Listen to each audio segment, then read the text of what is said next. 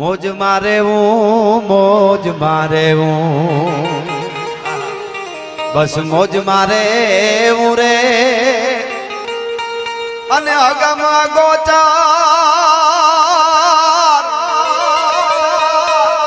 અરે અગમ ગોચર ઓલા લખ ધણીની ખોજ મારે હું રે બાવલિયા મોજ મારે વાસી કૃપા મોજ મારે હું રે આહા અને લાય લાગે તો ખળગે નહીં એવા આ થોડું બધા મહેમાન આવે ત્યાં બે કડી મોજ આવે છે એટલે કાળી જાંગી ધારે આયા ઓલો દરિયો ખારો અને વીરડા મીઠા એવા દાખલા દી ધારે પણ લેરી આવે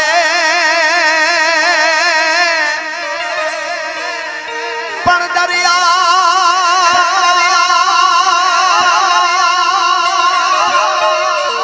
દરિયાને જોને દિલમાં ના મેરલાડા ને હરદમ ઉઠાડા લીજે પણ માથડા સમર્પણ માં દીએ એથી આયા મોટી વાતડી ઉમેરની તો લેરે આવે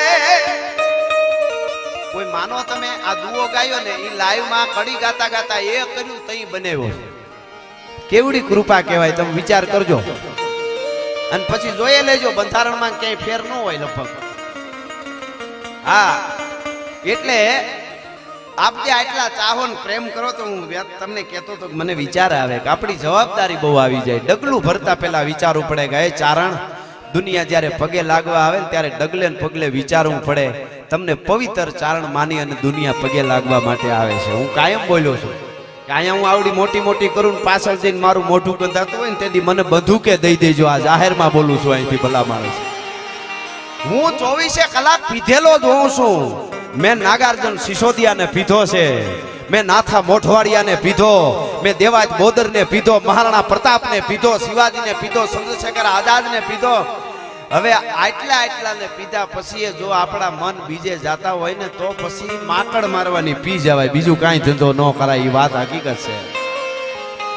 એટલે એવી જ્યારે મોજ આવે છે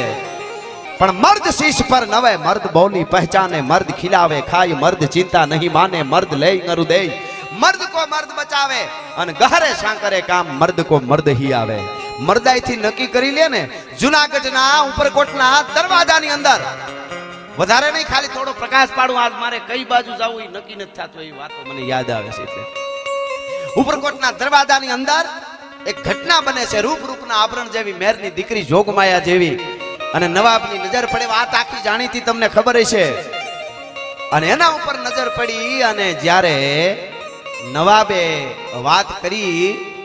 હગું થવાની જ્યારે ટૂંકમાં વાત કરું તો વાત કરીએ છે અને ત્યારે મૂછના કાતરાની માથે તાવ દઈને કાળું ઓળેદરો બોલ્યો તો તારા મૂળિયા નો ઉખેડી નાખું તો મેરનો દીકરો નો કહેવા ભલા માણસ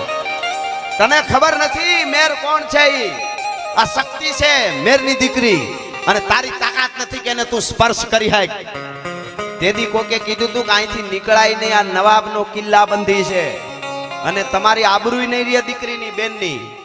અને તું જીવતો નહીં જા તો કે દુનિયાની ગમે એવી કિલ્લા બંધી હોય પણ જેની અંદર ખુમારી અને સત્ય જીવતું હોય ને એને કિલ્લા બંધી રોકી ન હકે નવાબને રાડું નાખતો ન કરી દઉં તો હું મેરનો દીકરો નહીં હું કાળું ઓળેદરો નહીં ભલા માણસ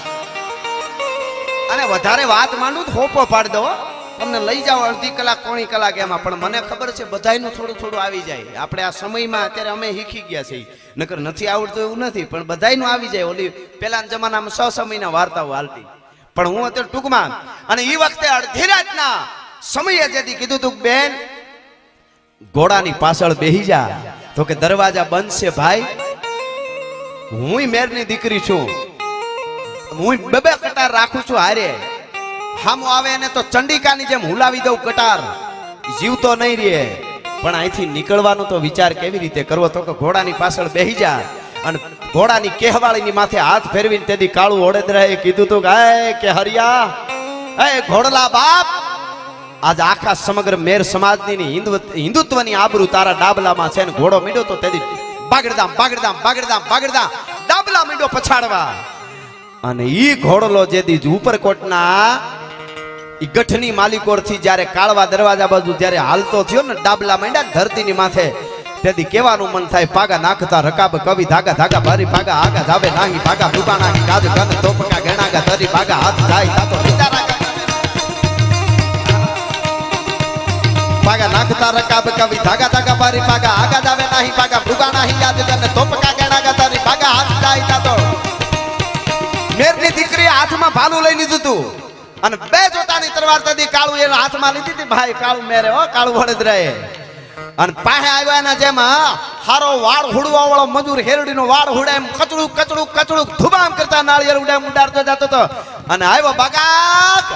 જમ કરતો કોટના દરવાજા કાળવાની માથેથી ઘોડલો ગયો. અને પછી બહાર નીકળ્યા પછી સંતોષ એટલો એનો ન થયો રાજુભાઈ, એને એમ થયું કે અહીંથી હું વયો તો જાઉં પણ ઈ દીકરાને બીજી વાર ખબર પડે કે મેરની દીકરી ઉપર મીઠ કેમ મંડાય. બેનને સહી સલામત ઠેકાણે પુગાડી પાછો ફકીરનો વેશ લઈ ગયો. અને પછી આખી વાર્તા નથી કરતો, થોડો પ્રકાશ અહીંયા આવ્યો છું એટલે પાડી દો મને આવી વાત, એટલે આવી તો કેટલી વાતો છે. અને પછી પાછો જઈને એના શાહજાદાને માથે જઈને પકડ્યો અને પછી કીધું તું કે જમરાજાને કોઈ દી જોયો નવાબ કાળને જોયો કે નહીં, કે તો આ તારો બાપ તારી હામો કાળવો ઓડેદરો તારો કાળ ઉભો છે ને આ મારા હાથમાં તારો દીકરો છે, બોલ હું કરવાનું છે, માફ કર દે મુझे માફ કર દે, कुछ नहीं होगा कुछ नहीं करूंगा. આખી વાર્તા તો જબરી છે સાહેબ. પણ વયો આવ્યો તો સહી સલામત ઠેકાણે બેનને પુગાડીને પાછો ગયો. એને ખબર હતી કે બીજી વાર આ દીકરો કોઈ દી મીઠ નો માંડવો જોઈએ. ઈ વાત છે આ.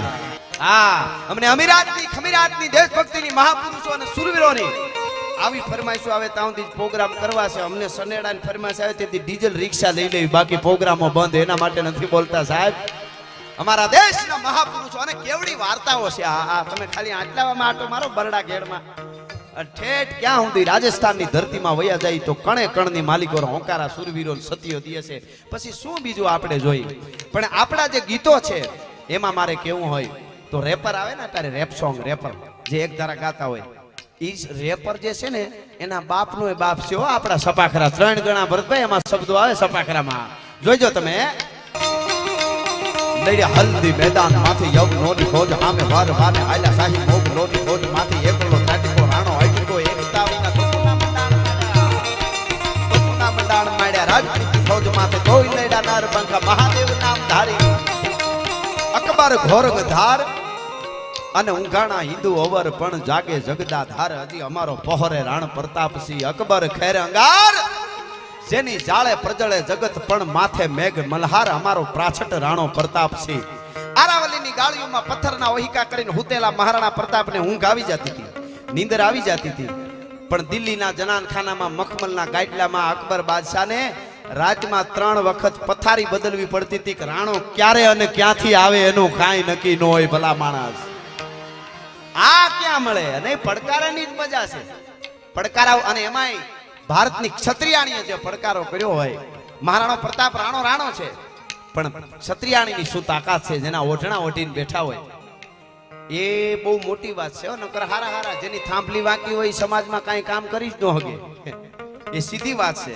મહારાણા પ્રતાપનો શેરો દાખવો પડે તો અજબદેવ પવાર નામના રાજપૂતાણી એમના પત્ની પડખે ઊભીને કહેતા હતા રાણાજી થાકી ગયા હોય ને તો થોડોક વાર પોરો ખાઈ લ્યો, ચેતક ઘોડો ને કેડે બાંધેલી 2 તરવાર મને આપી દો. આ ક્ષત્રિયાણીને ત્રેવડ છે, મેવાડને કેમ ઘેરે કરવું ઈ ભલા માણા. હા, એ જે મજા છે એ પડકારાની જ મજા છે. બાકી બજારમાં બગડાટો બોલે કે તમે અંદર રહેજો હું તેડ મેથી જોઈ લઉં તો ઓલો પાછો અંદર હતા તો કે આ બાજુ ટોળું આવે તો કેજે હું પાછળથી વયો જાવ નકર મારી નાખશે. તું 100 વર્ષનો થા, ટિકિટના કાળા બજાર કરી કોકના બૂચ માર, તને મૃત્યુ ન આવે. મૃત્યુ તો મંગલ છે, મર્દને આવે અને મૃત્યુની જ કિંમત છે. કોઈ પણ મહાપુરુષ હોય જન્મે તેથી એને કોઈ ઓળખતું ન હોય પણ ગયા પછી કાળની છાતીની માથે ઉજળા ઇતિહાસ લખી જાય કે અહીંયા પૂતળું ઊભું છે ઈ મહારાણા પ્રતાપનું છે, અહીંયા પૂતળું ઊભું ઈ શિવાજીનું છે, અહીંયા પૂતળું ઊભું ઈ નાથા મોઢવાડિયાનું છે અને અહીંયા પૂતળું ઊભું ઈ કાળવા મેરનું છે, કાળની છાતીની માથે લખાઈ જાય ભલા માણસ, એની જ મજા છે. એટલે જીવતર કોના પાસે બેહવું ઈ શીખી લેજો. ફરી ફરીને કહું યુવાનો, નકર ક્યાં ના નહીં રહેવા દે.